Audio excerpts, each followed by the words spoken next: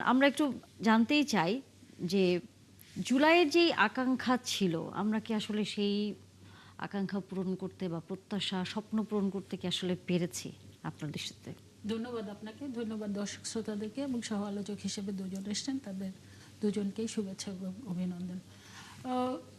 আমি যেটা বলতে চাই সেটা হলো যে মানুষের প্রত্যাশা তো অনেক থাকে এবং আমরা সবসময় দেখি যে প্রত্যাশার জায়গাটা পরিপূর্ণ করা আমাদের জন্য কঠিন। কারণ বাংলাদেশ মানে রাষ্ট্র হিসাবে খুবই ছোট, কিন্তু জনসংখ্যার দিক থেকে আমরা বিশাল। আর তারপরে আমরা জানি যে দীর্ঘ 17 বছর বাংলাদেশের প্রতিটা প্রতিষ্ঠান যেভাবে ধ্বংস হয়ে গিয়েছিল এবং বাংলাদেশ নামক বাংলাদেশের গণতন্ত্র যেভাবে ধ্বংস করে দেওয়া হয়েছিল এবং তার সেইটাকে সামনে রেখেই যে আমরা জুলাইয়ের যে অভ্যুত্থানটি হলো, এর তো দীর্ঘ একটা প্রক্রিয়া আছে।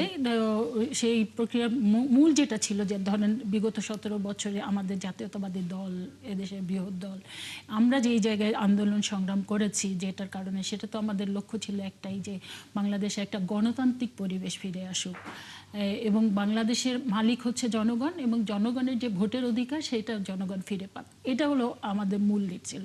সেটাকে সামনে রেখেই কিন্তু আমাদের এত স্যাক্রিফাইস, এত ত্যাগ, এত তো সেই জায়গায় তো আমি মনে করি যে ওই জায়গাটা। আর জুলাইয়ের গণ অভ্যুত্থানে যে 36 দিনের যেটা ছিল, সেটা তো আমাদের যে ছাত্রনেতারা প্রথম যেটা দিয়ে স্টার্ট করেছিল, সেটা তো আমরা জানি যে কোটা না মেধা, এই ধরনের একটা স্লোগান। এবং আপনি জানেন যে এখানে যে যেটা করা হয়েছিল যে চাকরির ক্ষেত্রে যে কোটার ভিত্তিতে যেইভাবে বৈষম্য সৃষ্টি করা হয়েছিল, সেই জায়গাতেই তো প্রথম এই যে অভ্যুত্থানে 36 দিনে যেটা যে ছাত্ররা যে প্রথম যে তারা যে আন্দোলনটা শুরু করলো, সেখানে তো তাদের মূল স্লোগানটা ছিল যে এই জায়গা থেকে মানে এই বৈষম্য বিরোধী যে আন্দোলন।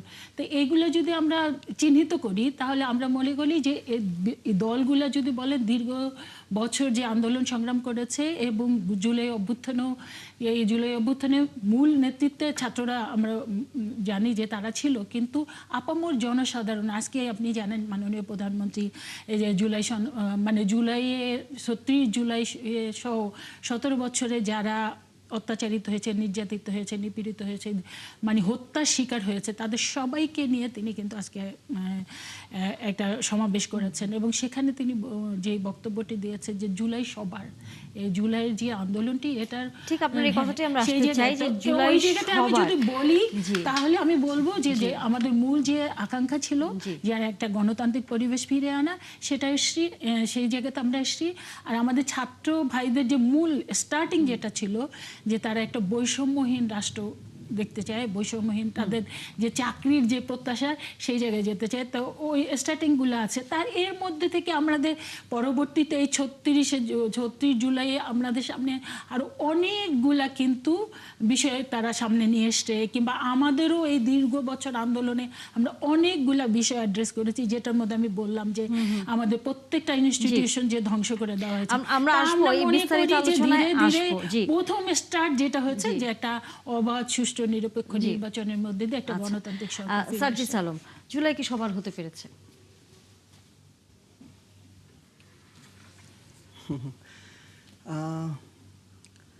প্রথমটা হচ্ছে যে আমরা যখন হচ্ছে আমাদের যে জায়গায় প্রয়োজন সেই জায়গায় আমরা জুলাই নিয়ে আসব, জুলাইকে ব্যবহার করব।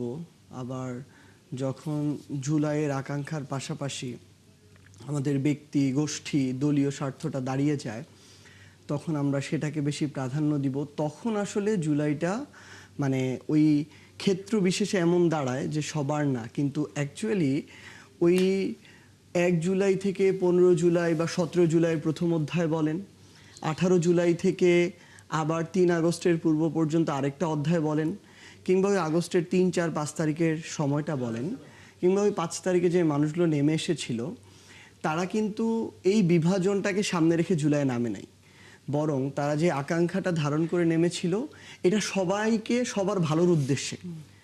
অ্যাকচুয়ালি যে জুলাইটা হয়েছিল এটা সবারই ছিল এবং সেরকম করে যদি আমরা পেতাম তাহলে আমরা সবাই উপকৃত হতাম।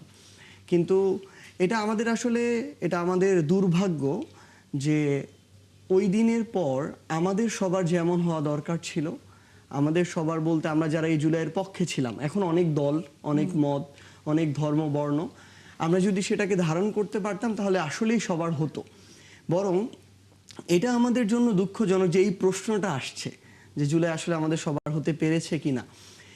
কারণটা হচ্ছে, এই প্রশ্নটা আসছে কারণটা হচ্ছে যে আমরা যখন দল আলাদা হয়ে গেলাম, কেউ বিএনপি, কেউ জামায়াত, কেউ এনসিপি, কেউ অন্য রাজনৈতিক দল, তখন আমরা দলীয় স্বার্থটাকে সবাই এতটা প্রাধান্য দেওয়া শুরু করলাম যে জুলাইটাতেও আমরা মানে বিভক্তি শুরু করলাম, এবং জুলাইয়ের আমরা যেভাবে এটাকে ব্যবহার করা যায়। এখন দিন শেষে সবচেয়ে দুঃখজনক কথা কি, আমরা তো 53 বছর ধরে এমন একটা সিস্টেমের মধ্যে এসেছি, আমাদের মনস্তত্ত্ব, আমাদের চিন্তা, আমাদের অভ্যাস, আমাদের সংস্কৃতি সবকিছু হচ্ছে ব্যক্তি স্বার্থ, নিজেরটা আমরা বুঝে নিতে চাই। একদম সর্বোচ্চ ধনিক শ্রেণী বলি, ওই আপনি ব্যবসায়ী বলেন, রাজনীতিবিদ বলেন, আমলাতন্ত্রে বলেন, আইন শৃঙ্খলা রক্ষাকারী বাহিনী বলেন, এটা যেমন ঠিক তেমনি সাধারণ মানুষ, বিভিন্ন শ্রেণী পেশার যারা মানুষ, ওই ধরেন ঢাকা মেডিকেল কলেজে আপনি যান, সেখানেও যারা 10 টাকার টিকিট কেটে লাইন ধরে, সবার মাথায় ঘুরতে থাকে কিভাবে আগে গিয়ে ডাক্তারটা দেখানো যায়। কিংবা ওই বাজারে যান আপনি, যেই মানুষটা কাঁচা বাজারে সবজি বিক্রি করে, কোনো একটা জায়গায় দাম বাড়লে কিভাবে কমিউনিকেট করে দামটা বাড়ায় বেশি লাভ করা যায়, এটা মাথায় ঘুরতে থাকে। সো আমাদের এই মনস্তত্ত্ব চিন্তার একটা সামগ্রিক প্রভাব হচ্ছে যে আমাদেরকে সৃষ্টিকর্তাই মাঝে মাঝে সুযোগ দেন, কিন্তু আমরা এটা কাজে লাগাই না। আমরা তখন আবার ব্যক্তিকেন্দ্রিক স্বার্থ নিয়ে ব্যস্ত হই, নিজেদের অতীত যে সাফারিংস ওইটা আমরা সবাই মিলে ভুলে যাই আর কি। তো কিন্তু আমি একটা জিনিস মনে করি আর কি, যে দিন শেষে এটাই সত্যি যে আমরা যদি এই ব্যক্তিকেন্দ্রিক, গোষ্ঠীকেন্দ্রিক, পার্টিকেন্দ্রিক স্বার্থটাকে আগে দেখি, মানে মুখ দিয়ে যাই বলি না কেন, ভিতরে ভিতরে ওইটাকে আগে দেখি, ক্ষতিগ্রস্ত আমরা সবাই হব। ধরেন আওয়ামী লীগ তাদের জায়গা থেকে, শেখ হাসিনা তার একটা ধরেন ফ্যাসিস্ট একটা এম্পায়ার, সাম্রাজ্য তৈরি করেছে। এটার প্রথমে তারা ভাবতেছিল 2014 সালের পরে যে অল্প কিছু ধরেন 200, 500, 10,000, 20,000 মানুষ সুবিধাভোগী হচ্ছে প্রচুর, শত কোটি, হাজার কোটি টাকার মালিক হয়ে যাচ্ছে। আর আওয়ামী লীগেরই আবার ভোটার সমর্থক কিছু কিছু ছিল যারা বিরক্ত হয়ে যাচ্ছিল এটার উপরে। কিন্তু যখন আওয়ামী লীগ কলাপস করেছে, ওই 1,000 কোটি টাকার যে মালিকটা, সে কি এখান থেকে বাঁচতে পেরেছে? বাঁচতে পারে নাই। কিন্তু সালমান এফ রহমানের মতো যে একটা ব্যাংক থেকে 40,000 কোটি টাকা লুটপাট করেছে, সে কি বাঁচতে পেরেছে? পারে নাই। তো দিন শেষে আমরা এখন যারা আছি, আমরা তো জুলাইয়ের পক্ষে একসাথে রাজপথে ছিলাম। যদি আমরা দিন শেষে যেই বিষয়গুলো বলছি, ধরেন আজকে জনাব সালাউদ্দিন আহমেদ যেটা বলেছেন, যারা অপরাধী, যারা গণহত্যাকারী, তাদের বিচার হবে, তাদের রাজনীতি করার অধিকার থাকতে পারে না, কথা বলেছেন, আমরা এটাকে সাধুবাদ জানিয়েছি। এখন এগুলো বাস্তবায়ন করতে হবে। একইভাবে ধরেন বর্তমান প্রধানমন্ত্রী জনাব তারেক রহমান যেই ধরনের কথা বলছেন, দুর্নীতি রাখবে না, স্বজনপ্রীতি রাখবে না, ক্ষমতার অপব্যবহার কাউকে করতে দিবে না, দলীয় হলেও ব্যবস্থা নিবে, কথাগুলো শুনতে ভালো লাগছে, আমরাও এগুলো সমর্থন করি, কিন্তু এগুলো কাজে বাস্তবায়ন লাগবে। যদি এটা হয় তাহলে ওই জুলাইও সবার হবে, জুলাইকে সবাই আকাঙ্ক্ষা হিসেবে ধারণও করবে, দিন শেষে আমরা সবাই মিলে ভালোও থাকবো। মানে আপনার কথা অনেকটা এরকম যে আসলে দিন শেষে আমরা ঠিকই জুলাইয়ের যে আকাঙ্ক্ষা নিয়ে মাঠে ছিল সবাই, কিন্তু যখন ক্ষমতার পালাবদল হলো তখন নিজ নিজ জায়গায় ক্ষমতাকেই আসলে তারা আগে নিয়ে আসলো, সাধারণ মানুষের কথা আসলে সেখানে পিছিয়ে গেল। আবুল কালাম আজাদ মজুমদার, আশা করি আপনি আমাদের সাথে যুক্ত হয়েছেন, দেখতে পাবো আমরা কিছুক্ষণের মধ্যেই তাকে, শুনতেও পাচ্ছেন নিশ্চয়ই আমাকে। ধন্যবাদ আমাদের সাথে যুক্ত হওয়ার জন্য।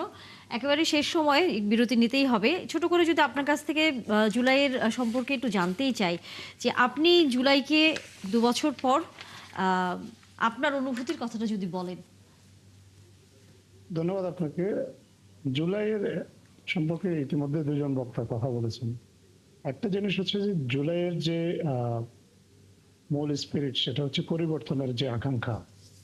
এই আকাঙ্ক্ষাটা তো আপনার এখনো সবার আছে, মানুষ পরিবর্তনটা দেখতে চায়। এখন পরিবর্তনটা কিভাবে হবে সেটা নিয়ে হয়তো মতভিন্নতা আছে, এক একজন এক একভাবে পরিবর্তনটা চায়, এক এক রাজনৈতিক দল এক একভাবে চায়। এবং একটা গণতান্ত্রিক পরিবেশে এটা খুবই স্বাভাবিক জিনিস যে আপনার সবাই তার মতো করে পরিবর্তনটা বা তার কর্মসূচি বাস্তবায়ন করবে। সেখানে যারা তার রাজনৈতিক পরিপক্ষ আছে তারা তাদের ভিন্ন মত প্রকাশের সুযোগটা পাবে। আমাদের জুলাইয়ের আগে কিন্তু সেটা ছিল না। জুলাইয়ের আগে